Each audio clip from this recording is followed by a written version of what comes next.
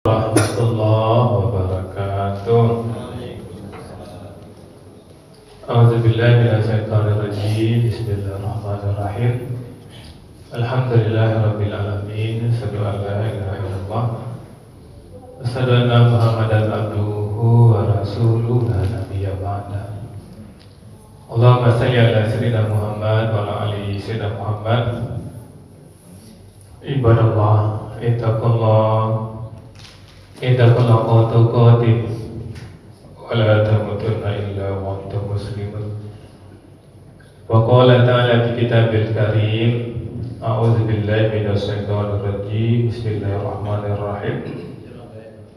Wa man lam yastati minkum taulan, dan barang siapa di antara kamu yang tidak mampu secara harta ayat bihal muhsanatil mu'minat, untuk menikahi wanita merdeka yang beriman, famimma malakat aymanukum min fatayatikumul mu'minat, maka boleh menikahi dari hamba sahaya wanita yang beriman yang kamu miliki.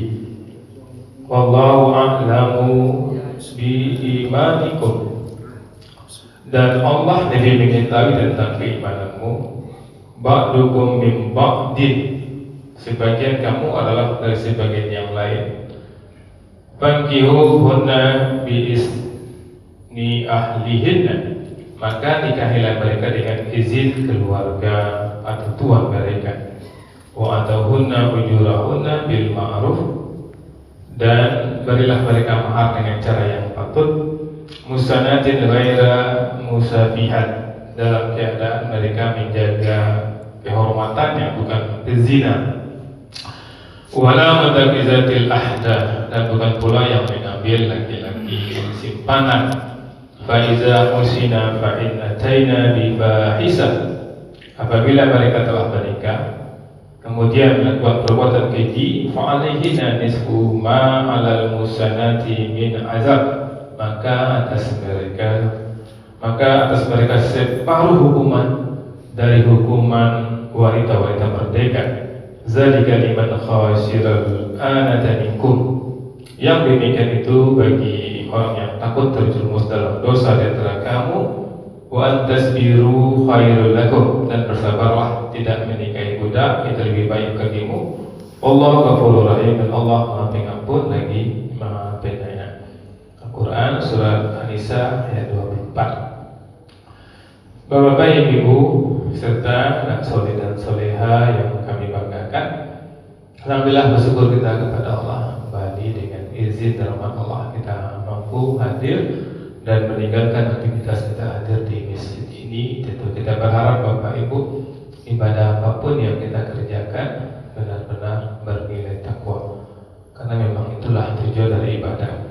Dan kita orang beriman Bapak Ibu memang diperintahkan untuk selalu mengingat nikmat Allah. Ya ayyuhallazina amanu uzkuru ni'matallahi 'alaikum. Al-Maidah ayat 11 itu, wahai orang yang beriman, ingatlah selalu atas nikmat yang telah Allah berikan kepadamu. Jadi untuk mengingat nikmat itu perintah Allah Bapak Ibu. Karena kapan kita bahagia? Ketika kita mengingat nikmat.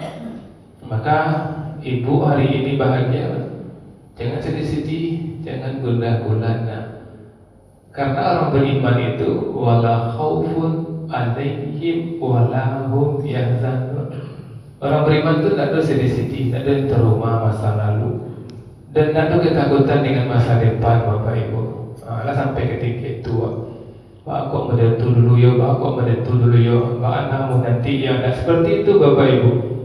Maka Ustadz Ain Al-Karni itu yang mengarang buku Lahtazan itu Bapak Ibu, cara dia memanage diri dia akan bahagia ketika hari ini, hari Rabu ini, dia katakan dia baru diciptakan hari ini. Kini gua tadi bangunkan awak baru dijadian ya Allah. Berarti awak tidak punya masa lalu dengan awak punya rumah mungkin untuk kontraknya lah misalnya, tangan awak ada, anak awak ada cik misalnya, tu beko awak mati aja. Hari orang nak campen besok ada anak mau besok apa? Si itu cara dia memanage diri. tapi dia maksimalkan hari ini Bapak Ibu. Itulah terapi Ibu. Di Indonesia itu perang yang tu barang yang bisa parang salah jadi masukan ke kepala awak karena Allah perintahkan kita untuk mengingat nikmat Allah. Oke Bapak Ibu, kita lanjutkan hikmah dan pelajaran dari suci Al-Quran. Sekarang kita masuk surat An-Nisa ayat 25. Ada penggalan An-Nisa 24 yang tertinggal kemarin Bapak Ibu, yaitu famastamta'tum bihi minhunna fa'tuhunna ujurahunna faridah. Maka istri-istri yang telah kalian nikmati dalam hal ini sudah bercampur di antara mereka, berikanlah kepada mereka mahar sebagai suatu kewajiban. Ini terakhir kemarin. Jadi ketika kita menikah tuh boleh maharnya tidak kontan, tapi ketika sudah bercampur dan bisa kontan itu dibayar. Nah itu ayat ini Bapak Ibu.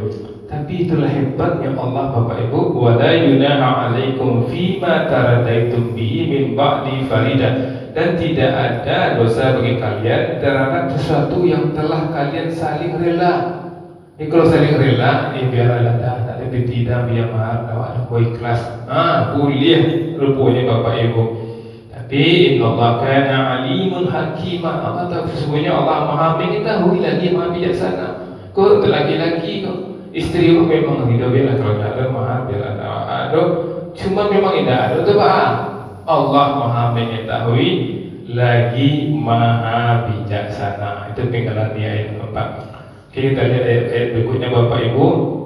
Wa man lam yastati minkum taula. Dan barang siapa di antara kamu yang tidak mampu secara harta, ini memang untuk laki-laki Bapak Ibu, ketika dia mau menikah dan perempuan merdeka itu maharnya misal tinggi-tinggi, maka di sini dikatakan ayang kihal muhsanatil mu'minat, boleh menikahi wanita mereka yang beriman kalau punya harta.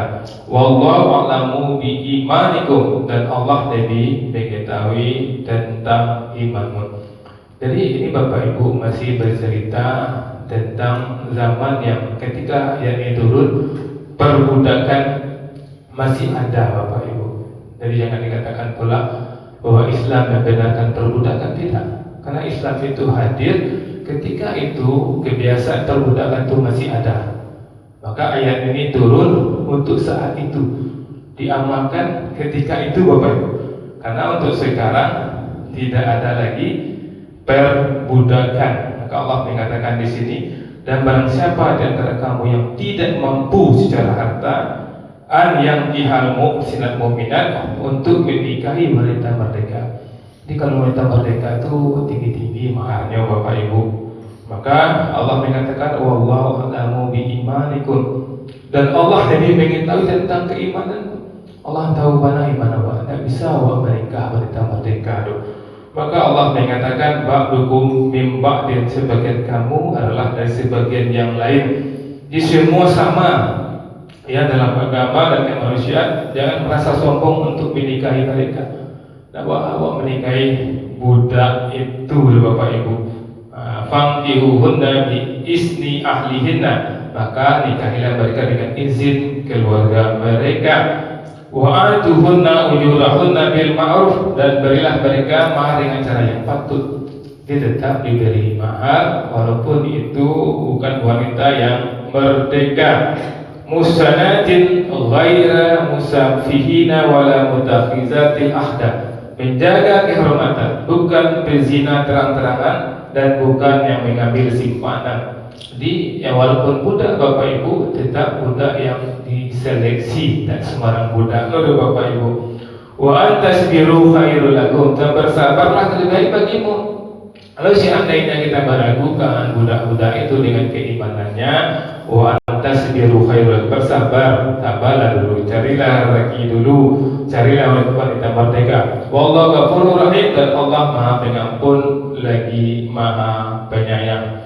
Ini Bapak Ibu, ayat ini seperti kami katakan, walaupun ayat ini tentang perbudakan dan diamalkan ketika saat itu, tapi bisa kita bawa hikmahnya saat ini. Artinya pemuda-pemuda yang sudah sejak awalnya untuk menikah, seperti ayat sebelumnya, bersemangatlah untuk mencari rezeki agar bisa membayar mahar.